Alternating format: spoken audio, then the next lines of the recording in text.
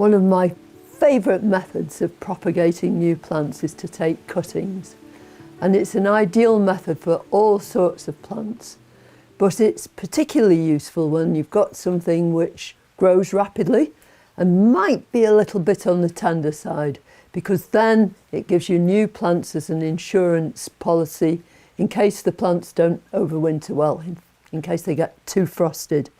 One such plant is Penstemons, very, very popular plant, and rightly so, because it's so floriferous. Now, these plants haven't got any flowers at the moment, but they've been flowering all summer long. And I think this plant has already either lost its flowers, had them chopped off, or somebody's been taking cuttings from it already. Now, these are new plants. I use this method for all the Penstemons I've got in the garden, and also for things like salvias. Again, this has had cuttings taken from it, but it's already making these new shoots. They're a little bit short to be cuttings now, but let them grow on for a couple of weeks and it'll be easy enough. The method is incredibly simple. First of all you've got to do is select the right sort of material. What you want is young, fresh stuff, which is growing vigorously. And there's one of two ways of doing that. You can either cut it off with a knife, or you can just gently ease some of these side shoots off. So I'm going to take several from here, just gently like that. These have all got a little heel where they've come away from the stem. And I'll try, just to show you, I'll try one with a knife as well. So again, I'm just cutting somewhere under a leaf. Once you've got to that stage, line your cuttings up and be fairly rapid about this, because the time you take between taking your cutting and actually putting it into its pot and watering it is crucial. These cuttings so far have been attached to a plant, and that plant has been taking all the water up through its roots. Now they no longer have any roots, so you've got to make sure that you supply the moisture. Once they've been watered in here, I shall go probably 2 or 3 times a day and actually spray the cuttings with a fine mist. Now with these ones with the heel, I'm going to remove the bottom leaves. You can do that with your fingernails or with a knife. If you're tearing them, just be very careful. So you want a nice chunk of clear stem here.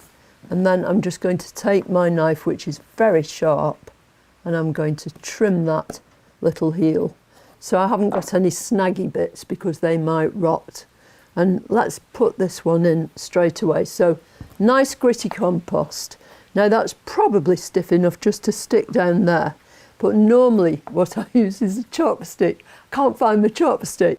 This is just a sharpened stick. And I love to take cuttings in clay pots because water always runs through the clay, so they're never sitting in a puddle. And also, because it's made of earth, it just seems to be a friendlier kind of material in a plastic pot, and things root really well. Now you'll see that I've filled the pot right up to the top. I hate to see cuttings taken deep down in the pot. You want to give them plenty of light and air. So in here, I ought to be able to get these other two as well. Again, just taking the leaves off very carefully like that. And one other thing, which I haven't done with this cutting, but I'll very often nip the growing tip out like that, just with my nails. And that means that this cutting is not going to try going upwards. Once it's taken root, it will try and grow widthways, and you'll get new shoots emerging from all these leaf axils right down the stem. Much better idea, because it means you're going to get a bushier plant. When you're doing this, try and make sure that your cuttings aren't actually touching one another, just in case something happens to one of them. Now in this case, we cut this from the plant. So what I want to do here is to take my knife and cut right underneath this leaf node. So Be careful if you're doing it like that you don't chop it into your thumb. You can do it on the bench if you like, but that tends to squash the stem a bit. So again, I'm going to nip these bottom leaves off. And yes, I'm going to take out this top cutting. Sometimes your cutting looks a bit denuded, but it doesn't matter at all. You're creating the conditions to help this plant root, and that's all you care about. In here.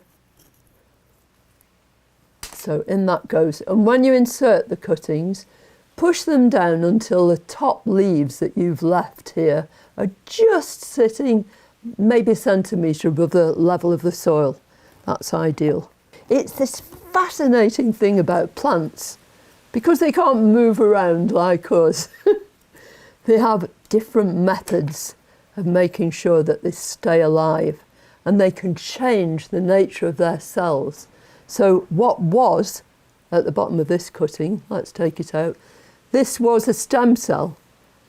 All these were stem cells, but what we're trying to do is change them into root cells, and that's just what will happen. Isn't Mother Nature wonderful? So, grit on the top, just to make sure no weeds grow. These cuttings won't rot, and the moisture under here is retained. Now, lots of people will put a plastic bag over the top of here. Those ones with a sort of zip around the edge are really good like that. But because I can attend to my cuttings and spray them several times a day, I'd rather they be left like this. The softer your cuttings are, so the earlier in the season you're taking them, then the more you must ensure that they retain that moisture. Light, bright place, out of direct sun, and within a few weeks, these should have made roots, at which point you can tip the pot out, separate the cuttings and pot them up individually.